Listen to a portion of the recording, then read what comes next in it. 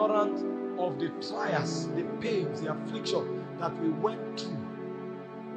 He said, for the verdict of death was upon us, but in it we learned to trust in God. So Paul, who was a teacher of faith, learned faith by process. And then in Philippians 3 verse 3, he will say, we are the circumcision that worship God in the spirit, rejoicing in Christ Jesus, having no confidence in the flesh. You will quote that scripture, you won't know it. Let me give you some instances. I hate to talk about myself when I'm preaching, but I just want to share some things with you. Sir, I encountered Jesus at the age of 7. Nothing happened until I was 21. From the year 2000, I started having burdens for God. And I began to meet people. That was when I eventually gave my life to Christ. And they were telling me about encounters, people that were having different encounters. And it provoked hunger in my spirit. So I will go to a solitary place, climb a tree and pray. I'll be there talking to God. I hear God the way I hear people talk. I didn't even know what. I was talking to God like I talk to my friend. But for ministry to be delivered, God now began to move me to different places of training. I can't mention all to you, but I will pick few that I've been allowed to share before now. God led me to a church. I was a cell leader. And I was so intelligent. I knew the scriptures. I knew the manual. I could teach it, recite the whole thing. So I was made a cell leader. I was training people until by the Spirit of God, instruction came from headquarters that everybody must go through the foundation school.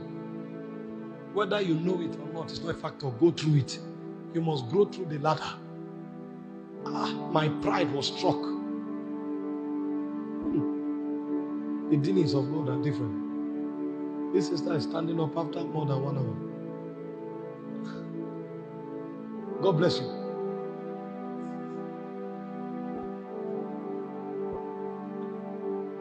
Sir, my pride was struck. I said, Kai, I won't do this to you. I'd rather tell them I want to travel. Nobody cares. You must go through it. I made up my mind to go through the foundation school. When I went through it, sir, on the graduation day, God had already started helping me. I even prayed to the protocol officer, to the governor. People came from everywhere. And on the graduation day, usually we wear academic gowns. And because I saw myself as a senior man, I was a teacher, I was the last person on the queue. And we walked like the Sanhedrin, Pharisees. When everybody sat, I sat at the last row on the right-hand side. With the pride that today is my day to shine. They now came and began to give awards. They called the third best in performance in the exam. I was nothing. The person they called is one of my boys. They called the second best. I was nothing because I felt a little unrest because I felt okay, it would be my friend. I said, okay, maybe he didn't do well, who knows? They called the best, they called the lady. She came up. Sweat started coming out of my forehead. I didn't know where to keep my face. What? You mean I failed the exam? No problem. They now went to ministry materials. Those who gave for ministry materials, who partnered. At this time, I had already paid for Bibles to be distributed in India. Sir, they called third, second, first. My name was not there. Jesus. I was sweating profusely at this time. My gown was almost wet. They kept calling and calling and calling. They called evangelism. My name was not there. Me that wins souls. Sometimes I will go buy football and give to a football team. On Sunday I will pay for paid buses to bring them to church in their numbers. I bought footballs for many football fields. I will come present the ball to them, preach the gospel. They will give their hearts to Christ. I will invite them to church on Sunday. I will pay 3, 4, 5 buses to bring them to church. Evangelism, my name is not there. I started getting bitter. Say, these people are unjust. They are unfair. There's politics in church. There's politics. Finally, they now call the overall best. They called the third. They called the second. They called the first. My name was not there. It looked as if the ground should open for me to enter. The gown that I wore and was acting like a prince, the gown became heavy, like the shield or sword. It looked as if my shoulder will break. They now said every graduating student, they will call them seriously to collect their certificate. They called everybody. They now omitted me. Omitted my friend. I said, what? My brother was already boiling. In fact, after the service, my brother said he will never come to this church again. Anyway, what happened? My pastor was busy with the program, so he forgot to submit our results. Now, if you are a pastor in this house, you must be careful when you deal with those who are under you. Don't get careless, because some people will be broken.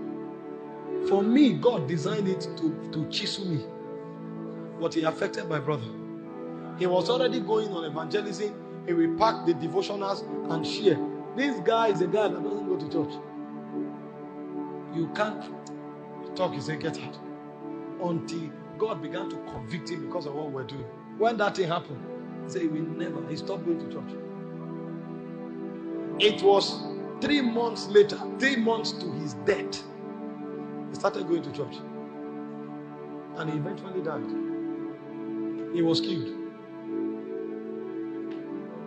You don't know what it costs when you are supposed to do what you need to do as a minister and you take it for granted. Souls depend on it. That's why we do what we do with so much vigor, zest, and zeal. Because souls depend on it. Sometimes to come for a meeting alone, you fail to come. And some people will say, look at all these men of God. The only reason you shouldn't go for a meeting is when it's beyond your power. You don't just wake up and say, no, I won't go again. No.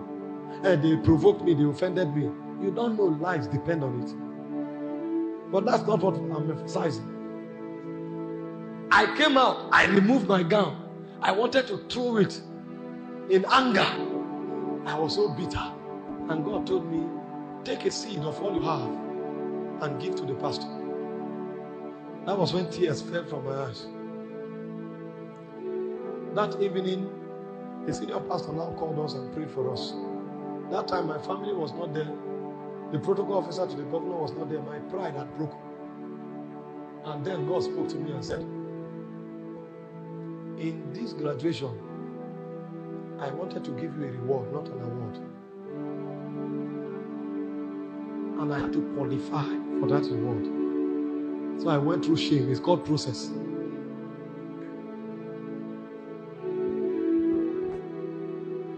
Just in 2015 or 16 thereabout, when I thought I was becoming somebody that was known, I went to Bible school. Before the lecturer began on the first day, the subject he was to take, he just asked a question to find out if the student had an idea. I downloaded his course manual for him. The whole students were wowed. After the day's class, students will gather around me and be asking questions, and I'll be talking to them like a rabbi. That period that I thought, okay, I was graced and anointed, God now told me to go and join my friend. He's a campus minister. I had a campus fellowship. I was already rounding up my master's. And when I went to my friend, God told my friend to take me to the ushering unit. Now, all of this one I'm showing you is around pride. I'm not talking about lust yet. The dealings I went through on subject of pride. And the reason is because God wanted to place honor in my life. So I had to go through process. And I will need honor and influence in ministry as a weapon. If you don't have influence and honor, doors will open to you. And you can't deliver ministry. But for me to get there, God had to break me. So that when honor comes, I won't think I'm a God. I will disqualify myself. And I might even lose my salvation because God raised me. To solve that matter in the future, God was dealing with me in the past. And when I went, my friend, we were friends. We lived together. At home, we are, oh boy, how far? My friend shook me and said, here we grow through the ladder. And he dragged me to the ushering unit and handed me over to one girl who was the head of ushers. And in the ushering cadre, I was already an in-house pastor. In the ushering unit, the lowest cadre is those who stand at the door and share envelopes to people when they are coming. And during offering, they carry baskets. You won't believe that up until 2016, I didn't know what rank in the house of God was. I thought rank was about charisma, preaching and being in front. I didn't know rank was service. So God wanted to teach me what I didn't know in all the books I've read. And I will stand at the door with shame. Sometimes some people who know me will say, sir. I say, welcome. To make things worse, during anniversary, they will now select me and some other people. Now, our father in the Lord was coming to preach. Me and this young man were friends. And I'm telling you, we are brothers till today. Honor ourselves so much. It was God manipulating him to get me broken. During anniversary, they will now select me. Meanwhile, fellow pastors from Remnant were coming. And then I'll stand in front of the altar like this. And I'll be looking at them. Me that was walking as if I was a special one. After 1 year, 6 months, I started enjoying it. The moment I started enjoying it, God said it is finished. My friend came to church and said, come and sit with me in front here. We are fellow ministers. It's called process. Most of us don't want to go through process. Because pastor makes mistake and say, please clean the ground. I'm checking, who is he talking to? Is it me? Because you see, you think cleaning the ground is for ushers, not for pastors. Up until 2017, during conferences, I was washing toilet in Remnant. 2018, I was washing toilet with my friend Usheuba. In Remnant, we were washing toilet during IC. 2020 conference last year, I started traveling everywhere, having international invitation. I was the one assigned to carry pastors to their hotels. I won't even have time to sit in the conference. When these pastors come, we will run and book hotels. I will drive them. I will go and pick them from their hotels for the meeting. When they finish, I will pick them back to their hotels. Yes, sir. Yes, sir. When they want to go, I sow a seed. You call, you want to sit on the minister's seat next to daddy, so that when they snap, if you do that, this will be the only minister's seat you will sit in your life.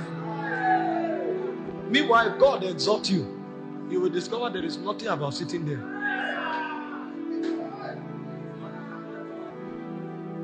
If you don't go through process, you'll be full of flesh.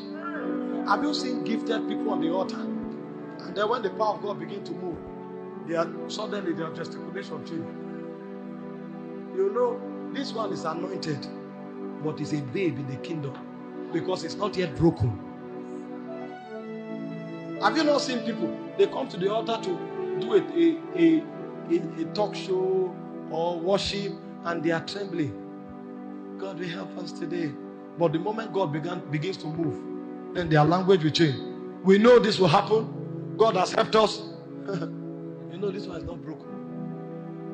It's not broken. And a man who is not broken, God himself will resist him. He said, God resists the proud, but he giveth grace, more grace to the humble. When God begins to lift you, many people will think it's because you are gifted. It's a lie. The only criteria for lifting a man is the state of his heart.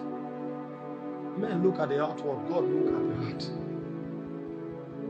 Many people may be more gifted than you, but God will choose you to rise because God can trust you.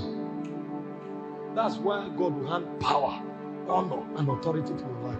But the only time you will get to that point where God can trust you, if you allow yourself go through process so that you are chiseled. The tendencies of the fallen man that hinges to your flesh, God will cut it off. Circumcision is not done in the night. It's not done when you are sleeping. Your eyes will be open. They will cut off your foreskin. You will feel every pain. But in that pain, you will learn to rely on God. And you will discover there is nothing about you. It is the grace of God in you that makes the difference. When they circumcise you, you will feel every pain. That's why I said, you present your body as a living sacrifice, holy and acceptable unto God. We are a generation that don't want process because everything is fast, internet is fast, transportation is fast. We think ministry is also fast. It's not true. The reason you see some young people God is using is because they started early. It's not because they jump classes. If you jump classes, God himself will ensure you go nowhere because he is the just umpire of ministry. I told you yesterday, they can take you to Shiloh. You will preach there and attract reproach to yourself. While you are preaching, people will be like, what is this man saying? Leave this place. Or you may even preach, people will be so excited, they will never remember you came. Because it's not platforms that make men. It's God that makes men. They can give you the tallest platform in the world. Nobody will know you. But when God says, this is my beloved son, in whom I am well pleased, hear ye him. Even if that person goes to the wilderness, the whole of Jerusalem and Judea will go to him. Many people make the mistake of thinking it's platform. So when God is dealing with them, they will not agree. When God is leading them, they will be rebellious. And then when there is conference, they come with bow tie and stand. Talk Queen's English. When they finish, they will go back to oblivion. Some people don't even know. They call the people they love during conference, because I love you, come and preach. You will call them for 10 years, nobody will follow them. Because no man has the power to make another man. Only God makes men. And that's why if you are wise, you will follow the dealings of the Spirit. Because when you pass that class, God can use a beggar to exhort you. God can use a madman to exhort you. God can use a great man to exhort you. Anybody can become an instrument of making you. But you must first of all go through the process. Because if a spirit can't trust you, he can't invest his jealousy in your life. Process. If they deceive you that ministry is a joke, refuse it. Everybody you see making a mark, paid prices. In salvation, you don't pay any price. But in ministry, you will pay prices for life. You are mighty on your throne. Am I saying this to scare you? Again, no. It's to make you finish strong. God sees your feet. He knows the things that will bring you down. So he's chastening it today. So the pains you are going through today is for the glory of tomorrow. Yes. I know what I'm telling you. It's for the glory of tomorrow. Even Jesus, you see, for the glory that was set before him, he endured the cross. If you don't endure the cross, you can't walk in the glory. The glory will kill you. Forget this issue of trying to make impressions, create impressions. Forget it. I was speaking to you guys without microphone, without light. The power of God was moving.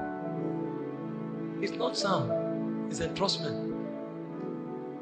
Don't force things in the spirit. Just grow. Just grow. Grow. They invite you for a meeting. You come. You see an elderly pastor. You will not greet him with respect. You want him to know that you too, you are a man of God. You square your shoulder. Hello, sir. How are you doing? Because by so doing, you create impression. Another person will come and lie down. Yet he will be honored. Because honor is a spirit. You will square your shoulder and you attract reproach and indignation. But when you grow, people will want to honor you much more. They will still say this is not enough. What can we do? If you are struggling to make it happen for you, it's a sign that you have not entered there. So relax, rest. Just rest and grow. You are mighty on your throne. You reign, you reign, you reign, you reign, Kadosh. You are mighty on your throne. I'm not telling you this on the ground of what I've experienced. God respects process. In Genesis from chapter 17 from verse 15, God promised Abraham that his wife Sarah would be with child. That child didn't come. In Genesis 18 verse 10, God came back and told Abraham, in the next time of life, your wife Sarah will be with child. And then in Genesis 21 from verse 1, he said, God remembered Sarah and visited her as he has promised, and Sarah was with child. And Abraham named the child that Sarah bore Isaac. It was a miracle, but God had to grant the process because he was going through gestation. So even though God came with so much power to consume Sodom and Gomorrah, childbearing was designed to go through process. God respected it. That's how it used to be. It will be incubated many times. Many times. If you join process, you will go nowhere.